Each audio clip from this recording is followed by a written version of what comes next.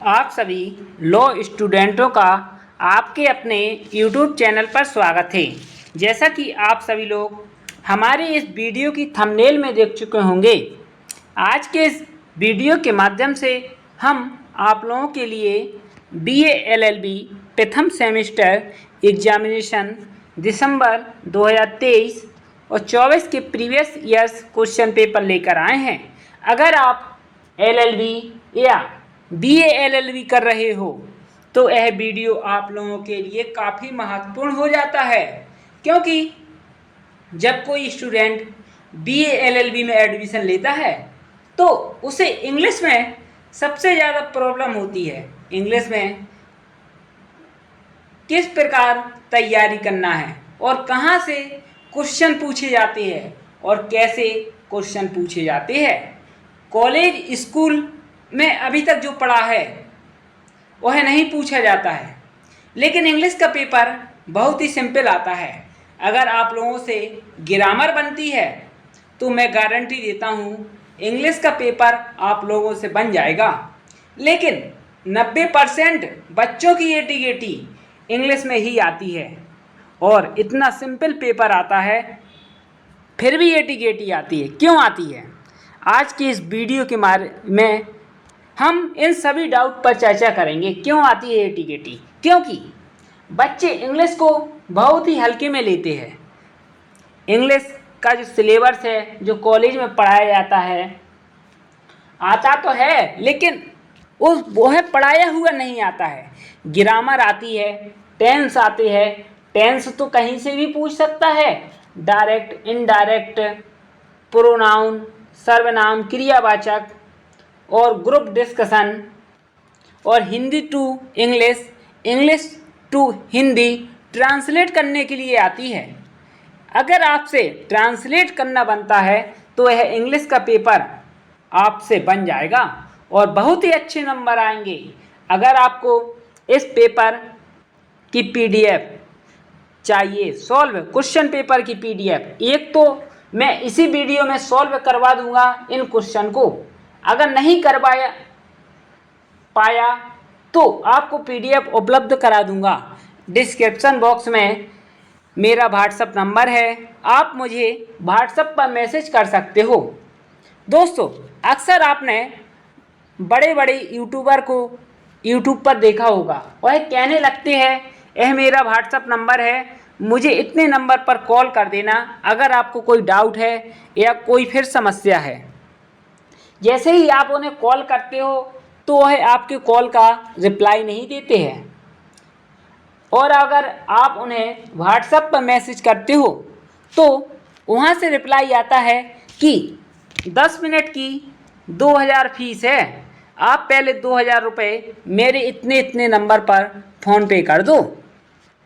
दोस्तों, आपने उस व्यक्ति को अपनी समस्या नहीं बताई है, फिर भी वह आपसे रुपयों की डिमांड करने लगा है, 2000 रुपयों की। पहले आप उसे अपनी समस्या बताइए, आपकी समस्या कैसी है, उसी हिसाब से वह फीस आपसे मांगना चाहिए। पहले वह आपसे कहता है 2000 रुपये पेमेंट कर दो, उसके बाद हम आपसे बात करेंगे। क्या आप लोग उनका विश्वास कर सकते हो? यह आप लोगों के साथ फ्रॉड करते हैं। आपके 2000 रुपये लेंगे और आपको ब्लॉक कर देंगे। इनका कोई ठिकाना नहीं है कि आपकी समस्याओं को हल कर पाएँ, क्योंकि वह आपकी समस्या को पहले सुनते नहीं हैं, रुपयों की मांग करते हैं। जो रुपयों की मांग करते हैं तो समझ जाइए वह फ्रॉड है 90%। और आपका अपना भाई आपके साथ हमेशा खड़ा है, क्योंकि यह आप लोगों का चैनल है, मेरा चैनल नहीं है, आप लोगों का चैनल है। क्योंकि आप लोगों के आशीर्वाद और सपोर्ट की वजह से ही आज 14,000 सब्सक्राइबर हो पाए हैं। लेकिन साथियों, आप लोगों से एक विनती ज़रूर है, हमारा एक फेसबुक पेज है और 2 यूट्यूब चैनल है, जिन्हें आप सब्सक्राइब करें, और उनकी लिंक और अपना व्हाट्सएप नंबर हम डिस्क्रिप्शन बॉक्स में दे देंगे, आप मैसेज कर सकते हो अगर आपको कोई भी समस्या है। लेकिन मैं यह ज़रूर कहना चाहूँगा, मोबाइल में अगर कोई वीडियो अपलोड करता है तो उसमें इंटरनेट खर्च होता है, उसके लिए 150 रुपये की डिमांड कर सकता है, जो उचित है। इतना मांगना कोई गलत नहीं है 150 रुपये, क्योंकि इंटरनेट भी चाहिए, रिचार्ज भी करवाना पड़ता है। कोई अपने रुपयों से रिचार्ज नहीं करवाएगा। अगर आपको कोई सुविधा दे रहा है तो आप 150 रुपये उसके फ़ोन पे नंबर पर ज़रूर पेमेंट कर सकते हो। चलिए अब हम बात करते हैं जो आज का सब्जेक्ट है, जनरल इंग्लिश फर्स्ट। अगर आप LLB प्रथम सेमेस्टर में हो तो आप किस सेमेस्टर में इंग्लिश सब्जेक्ट होता है, और BA LLB प्रथम सेमेस्टर में भी इंग्लिश सब्जेक्ट होता है। और इसी प्रकार का पेपर आगे पूछा जाएगा। पेपर में 3 घंटे का समय होता है और 60 नंबर का पेपर पूछा जाता है, जिसमें निम्न प्रकार से क्वेश्चन पूछे जाते हैं। पहला प्रश्न पूछा गया था, in each of the following sentence use an appropriate word given in the bracket. यानी कि इसका हिंदी में अर्थ है, निम्नलिखित में से प्रत्येक वाक्य में कोष्टक में दिए गए एक उपरोक्त शब्द का प्रयोग करें। यानी कि कोष्टक में यह शब्द दिए गए हैं, इनमें से आपको चुनना था एन द नो आर्टिकल। इसमें क्या भरना है? इसमें सबसे पहले आपको ए भर देना था, जो बिल्कुल सही है। अगर हम इस वीडियो के माध्यम से हमसे कोई गलती हो जाती है तो आप हमारे कमेंट बॉक्स में कमेंट ज़रूर करें और हम आपको इसकी PDF उपलब्ध करा देंगे। इसके बाद यह जो दूसरा है, इसमें आपको द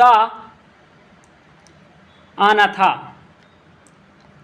इसके बाद तीसरा, इसमें ऑफ यहाँ पर भरना था। इसके बाद चौथा,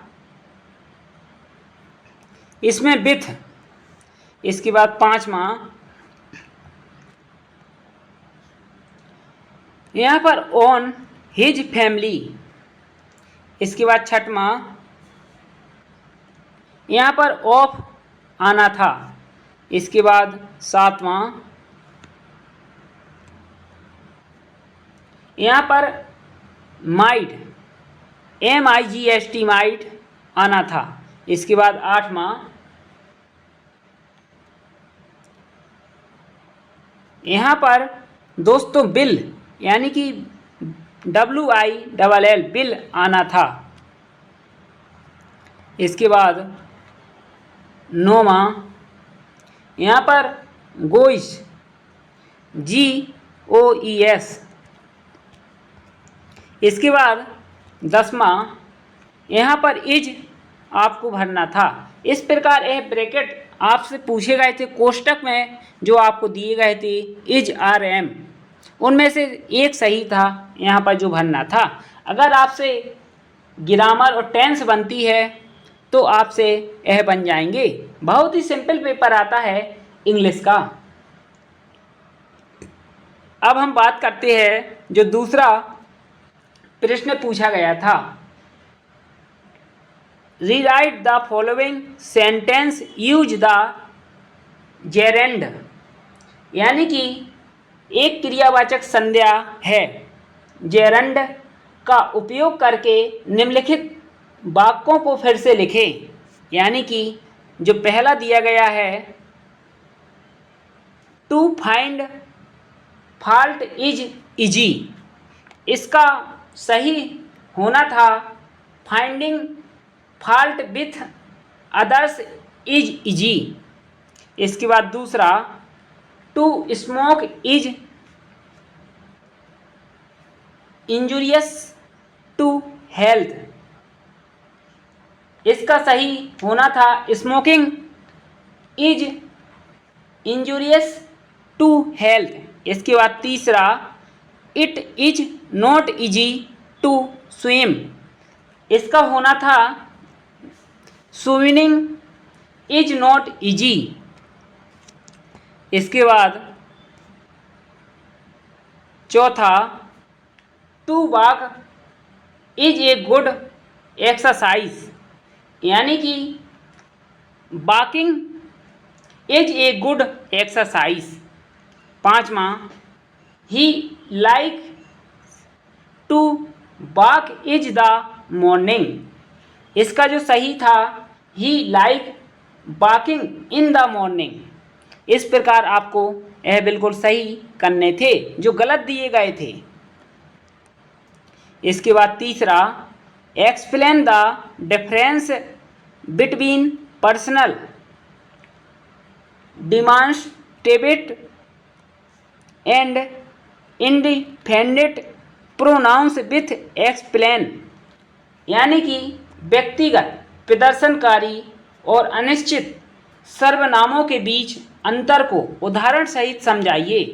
यानी कि व्यक्तिगत सर्वनाम को और अनिश्चित सर्वनाम के बीच अंतर लिखना था। इसके बाद चौथा पूछा गया था, डिस्कस द सेंटेंस स्ट्रक्चर यानी कि वाक्य संरचना पर चर्चा कीजिए। पहला, simple, compound and complex with explain. इसके बाद 5वां, explain the main elements of classroom speech यानी कि क्लासरूम में किस प्रकार स्पीच दिया जाता है उसको एक्सप्लेन करना था। इसके बाद 6वां, what is group discussion GD discuss the merits and limitations of GD यानी कि ग्रुप डिस्कशन के बारे में लिखना था। इसके बाद 7वां, translate the following passage. A, translate into English यानी कि आपको हिंदी में दिया गया था, इंग्लिश में ट्रांसलेट करना था। अगर आपसे ट्रांसलेट बनती है और टेंस बनते हैं तो यह आपसे बन जाएगा। एक बार हम आपको इसकी हिंदी पढ़कर सुना देते हैं। एक बार एक वृद्ध महिला अंधी हो गई। उसने एक डॉक्टर को बुलाया।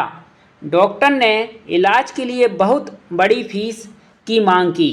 महिला अच्छी हो जाने पर फीस देने को राजी हो गई। डॉक्टर ने महिला की आंखों में पट्टी बांध दी। डॉक्टर स्वार्थी था।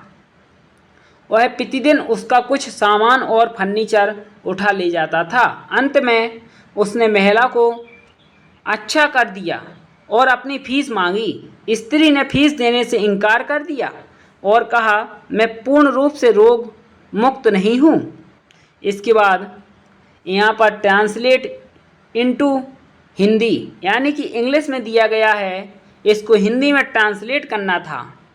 इस प्रकार दोस्तों यह BA LLB प्रथम सेमेस्टर और LLB प्रथम सेमेस्टर में इंग्लिश का पेपर इतना सिंपल पूछा जाता है।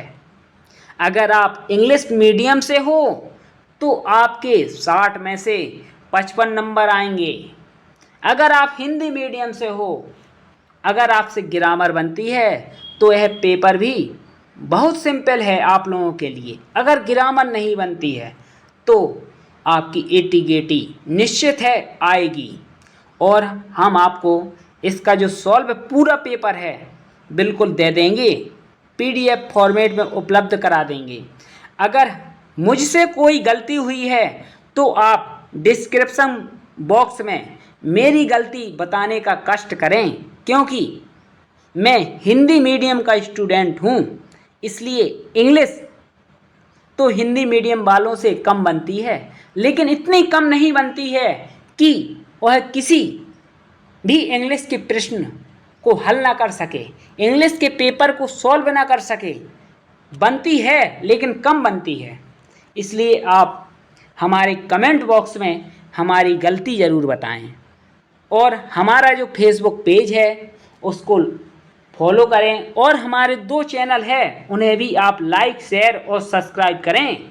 अगर आपको कोई समस्या है तो आप हमें व्हाट्सएप पर मैसेज कर सकते हो और कॉल भी कर सकते हो। धन्यवाद साथियों।